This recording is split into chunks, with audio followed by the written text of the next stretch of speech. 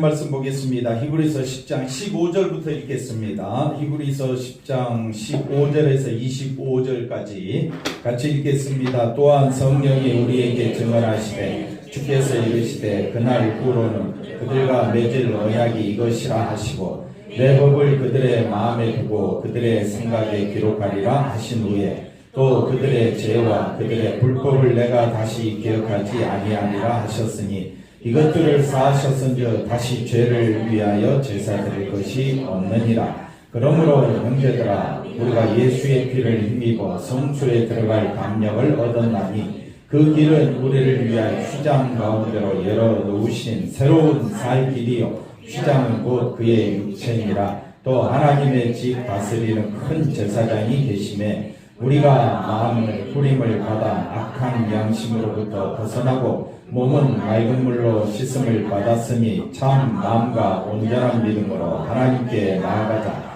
또 약속하신 이는 미쁘시니 우리가 믿는 도리의 소망을 움직이지 말며 굳게 잡고 서로 돌아보아 사랑과 선행을 격려하며 모이기를 피하는 어떤 사람들의 습관과 같이 하지 말고 오직 구원하여 그날이 가까움을 볼수록 더욱 그리하자. 아멘.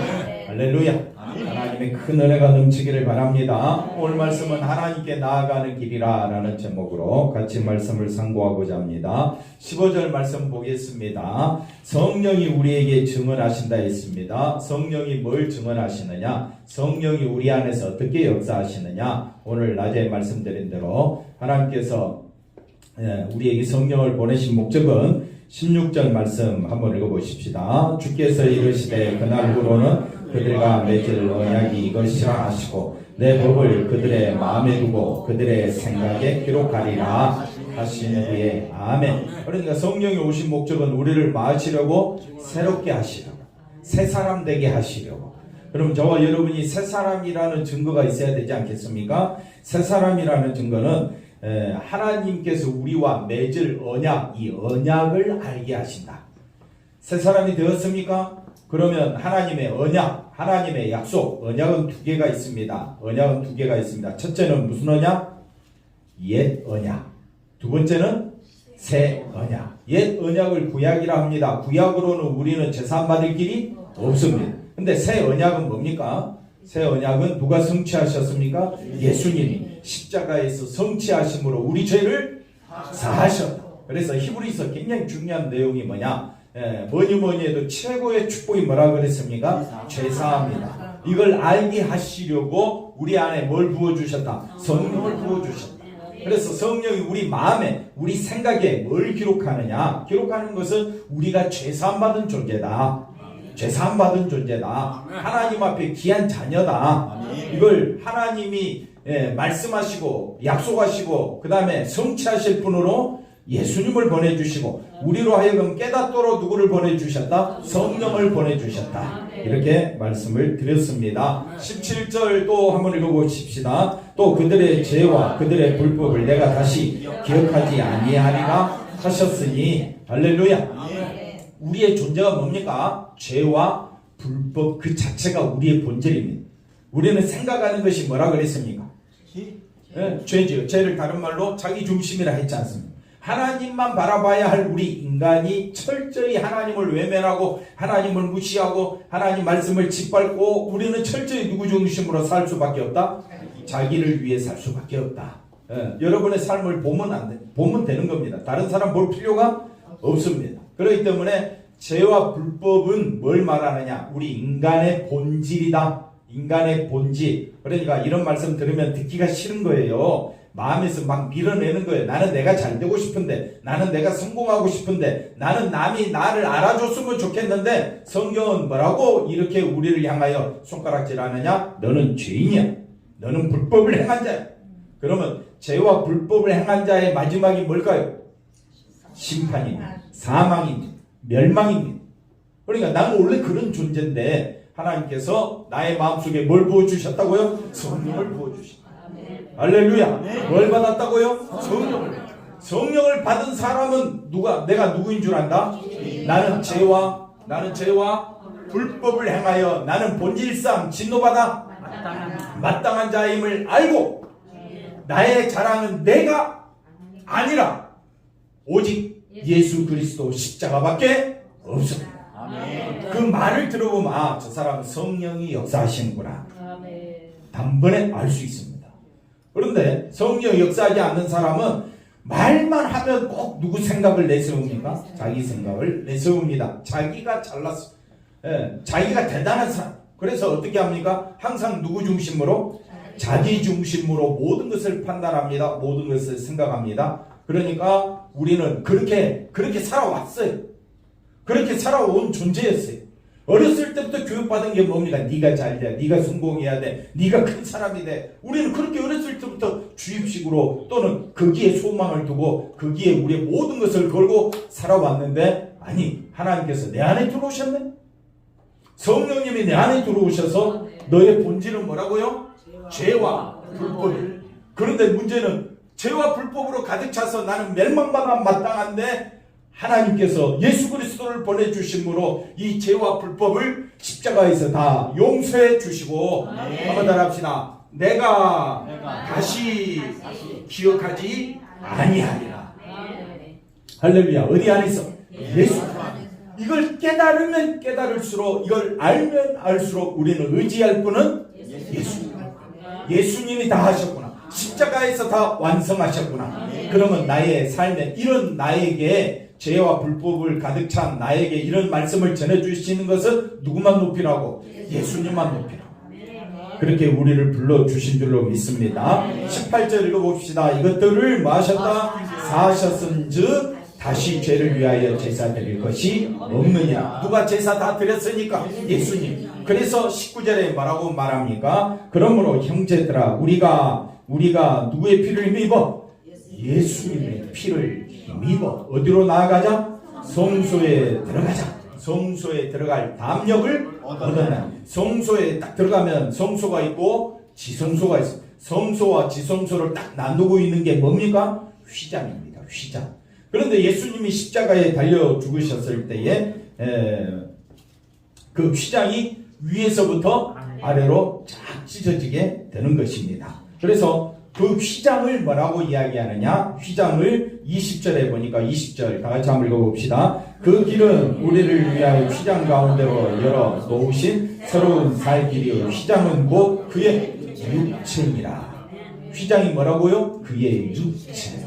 그러니까 예수님이 피 흘려 죽으심으로 휘장이 있다는 말은 지성소 앞으로 나아갈 수 없는 우리가, 하나님의 영광의 보좌 앞으로 나아갈 수 없는 우리가, 휘장 그 뒤에는 지성소라 했잖아요. 지성소 안에 뭐가 있다고 했었습니까? 법궤가 있다고 했죠. 법궤는 뭘 상징합니까? 하나님의 임재를 상징합니다. 하나님이 여기 계시다. 그러니까 죄 지은 우리가 죄인으로서 죄와 불법으로 가득 찬 우리로서는 그 안에 들어갈 길이 없었어요. 근데 하나님께서 1년에 한 번 대제사장을 통해 그 생명의 길을 잠시 열어놓고 계신 거예요. 근데 그 길이 하나님이 예수님이 십자가에 달려 죽으심으로 그 휘장을 찢어버렸다는 것은 예수님으로 인하여 누구든지 들어올 수 있다. 누구든지 천국은 침노할 수 있다. 천국을 침노한다는 말은 빼앗는다는 거죠. 우리가 빼앗는다 이 말은 내가 예수님의 피를 힘입어 성소로 나아갈 수 있게 되었다. 이것이 뭐라고요? 축복 중에 축복이다. 하나님의 존전의 영광의 보좌 앞에 나아갈 수 있는 것은 우리의 죄와 불법으로는 갈 수가 없었는데 예수님의 피로 다 사하셨다. 기억하지 아니하시다. 그러면 우리는 갈 수 있잖아요. 누구 이름으로? 예수 이름으로. 그러므로 예수 이름으로 찬양하지 않을 수가 없고 감사하지 않을 수가 없고 예수 이름으로 우리는 기뻐하며 한 주간 또 살아가야 할 줄로 믿습니다. 살다 보면 별일이 다 있습니다. 튀르키예에 지진이 일어나고 또 앞으로 무슨 일이 일어날지 모르고 우리가 성경을 보고 있지만은 정말 중요한 우리 삶에 어떤 일이 벌어질지 우리는 아무도 모릅니다. 우리의 생명은 참 풍전등화와 같습니다. 그런데 우리는 자신만만하게 누구 중심으로 살아가요? 자기 중심으로 살아요. 지진이 일어날 줄 알았으면 뭘 준비해야 됩니까? 튀르키예 가야 됩니까? 안 가야 됩니까? 안 가야지. 지진이 날 줄 알았으면 아파트 안에 있어야 돼요? 운동장 한가운데 있어야 되겠어요? 운동장 한가운데 있어요. 준비해야 될 거 아니에요, 준비. 준비해야 돼. 그러니까 우리도 우리 인생을 준비하자. 아멘 좀 해보세요. 뭘 준비하자고요? 우리 인생을 준비하자. 그래서 나오는 말씀이 먼저 뒤에 가볼까요? 25절 말씀 보십시다. 모이기를 피하는 어떤 사람들의 습관과 같이 이걸 먼저 생각하지 말고 그 다음 말씀 먼저 생각해 볼까요? 오직 권하여 그날이 가까움을 볼수록 더욱 그리하자. 여기 뭐라고 되어 있습니까? 그날이 가까움을 볼수록, 그 날이 가깝다라는 말에 대해서 여러 가지 이제 해석을 할 수가 있는데, 이 히브리서를 누가 썼느냐, 그 다음에 누가 이 편지를 받았느냐에 따라서 우리가 이제 여러 가지 생각을 해볼 수가 있겠는데, 우리가 크게 두 가지로 생각할 수가 있습니다. 첫째는 네로 황제 박해 전에 이 편지가 쓰여졌다.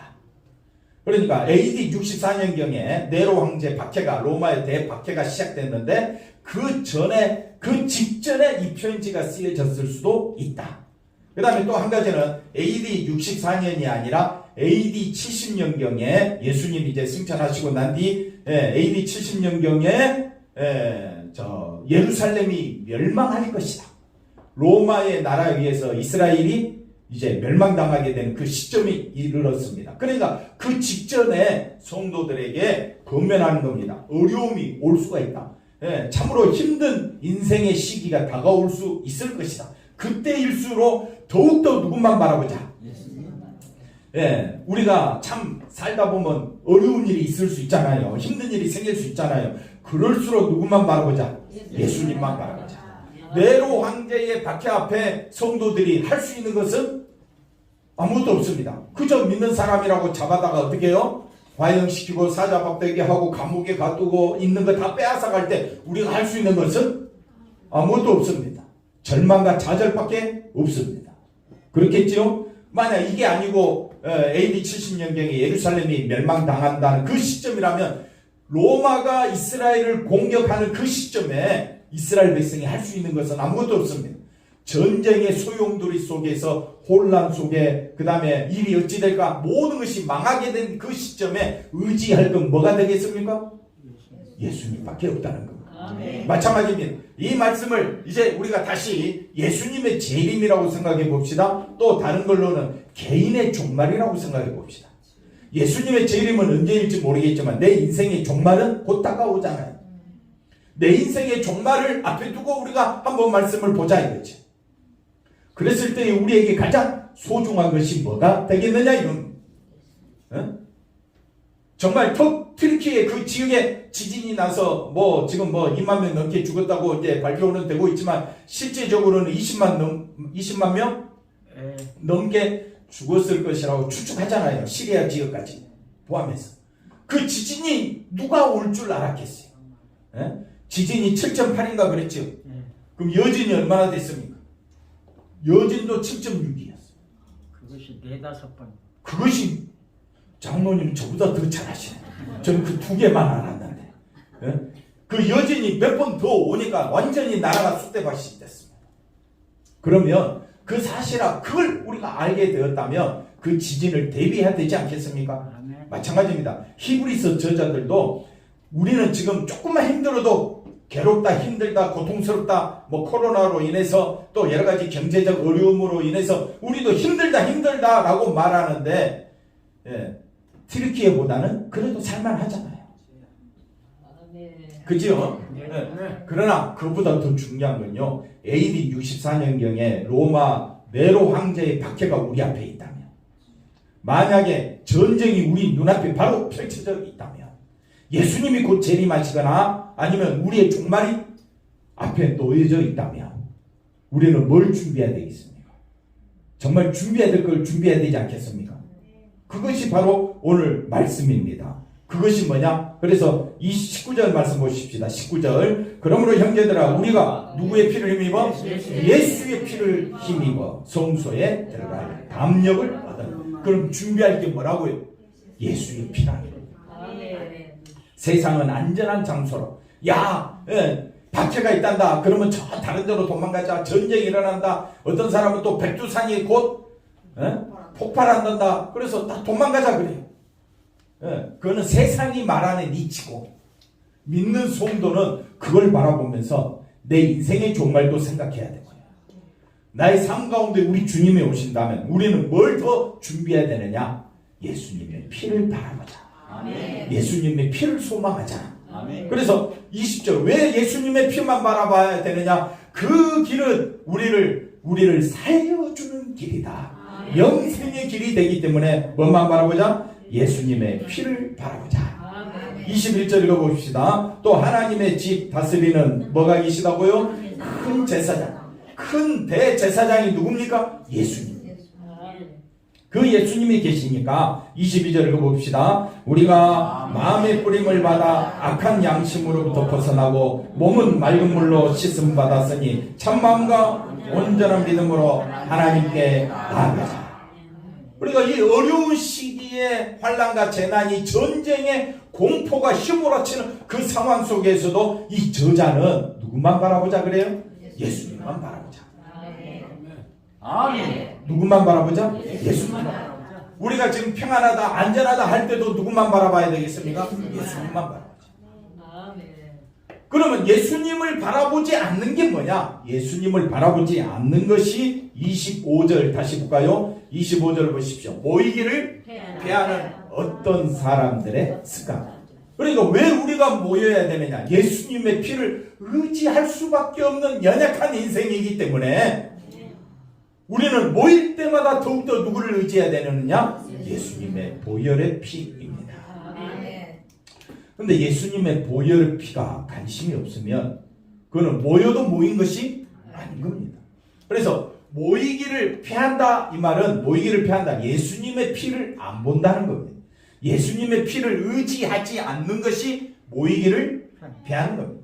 세상 사람들은 동창회니 또 무슨 모임이 있습니까? 동호회가 있고 또요. 동창회, 동호회, 회사 또는 직장 또는 향후회, 별별 모임들이 다 많습니다. 세상의 모임들은 다 세상을 위한 것이고 자기를 위한 것입니다. 그러나 교회는요, 정말 나를 위한 것이라면 나를 이 죄악 세상에서 건져주시는 예수님의 피만 바라봐야 되지 않겠습니까? 아멘. 그래서 우리가 하늘에 생명을 걸고 하늘에 또 소망을 두고 하늘에만 양식이 있음을 깨닫고 오직 의지할 분은 누구밖에 없다? 예수님밖에 없다. 그 마음으로 모이는 겁니다.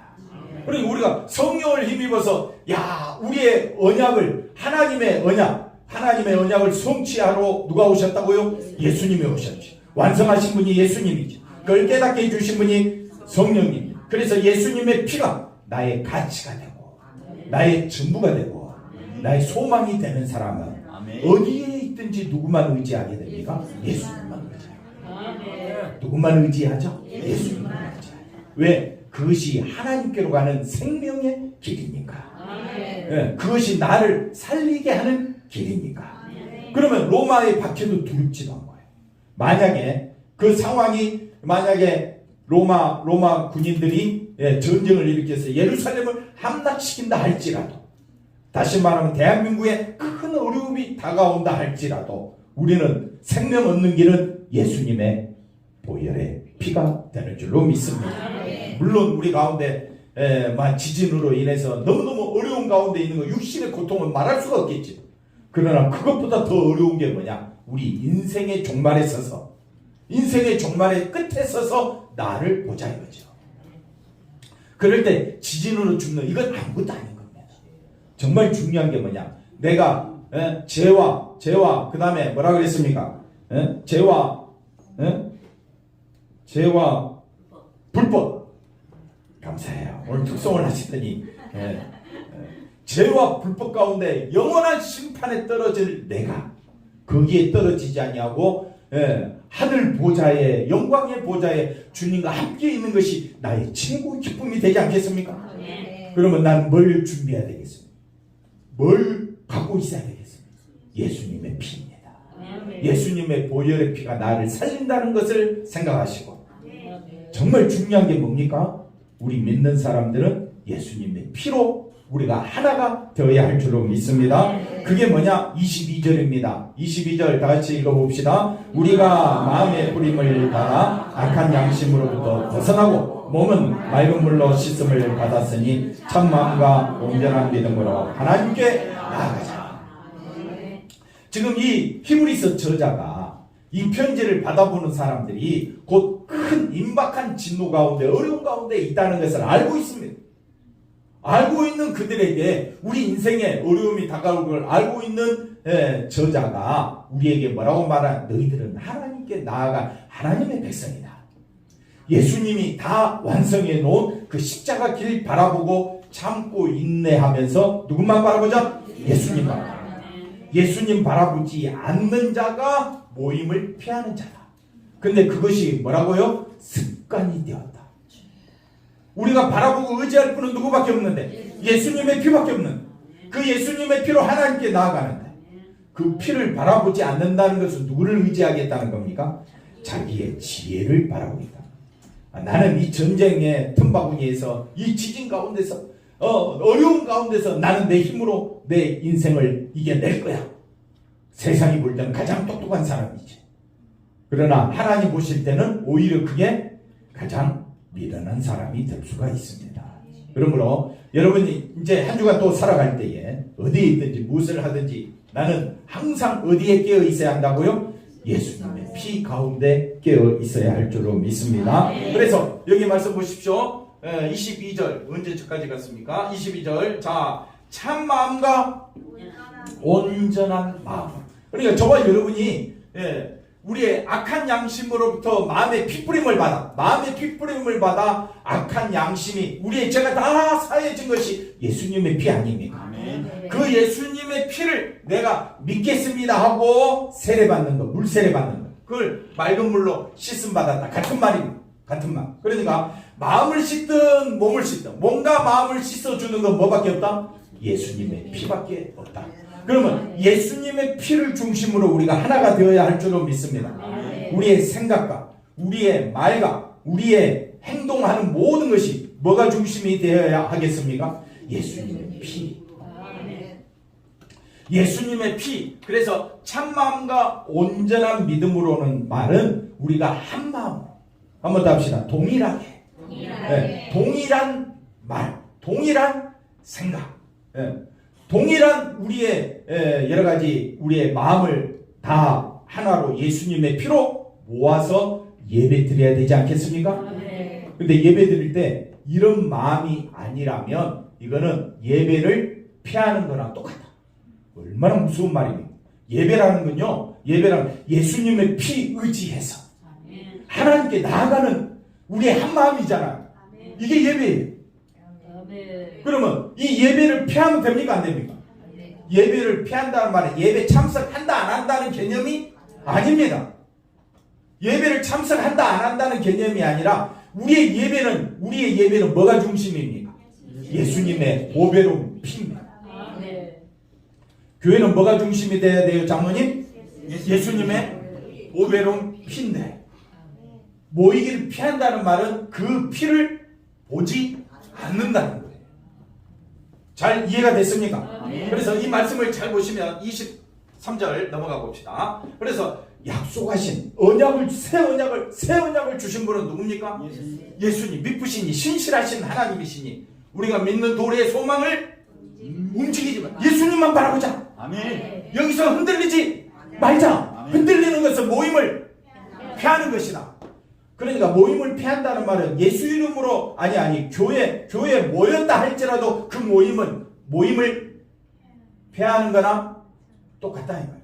자기 중심으로 자기 생각으로 우리가 한 마음 한 뜻으로 참 마음과 온전한 믿음으로 또는 믿는 도리의 소망을 움직이지 말고 굳게 잡고 우리가 교회로 모여야 되는데 교회는 누가 중심이에요?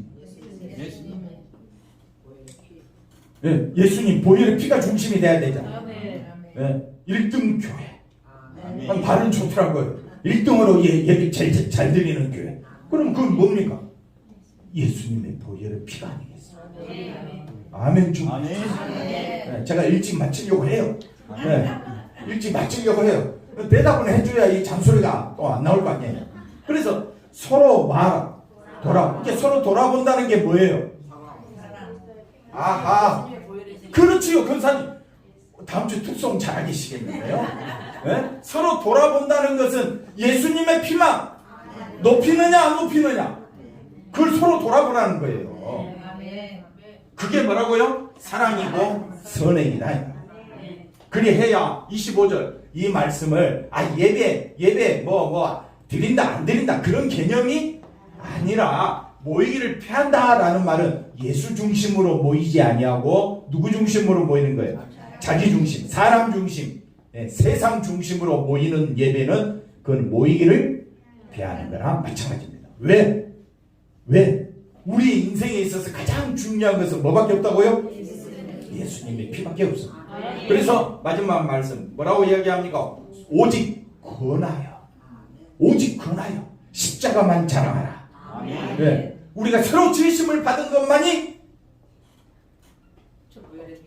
오직 새로 지으심을 받은 것만이 중요하다고 5절에 그렇게 말씀을 드렸습니다. 그러니까 오직 권하여 그날이 가까울수록 내 인생의 종말이든지 아니면 예수님 재림하시든지 이 땅에 큰 어려움이 있든지 어떤 상황에 있다 할지라도 나를 생명으로 이끌어주는 것은 예수님의 피밖에 없다.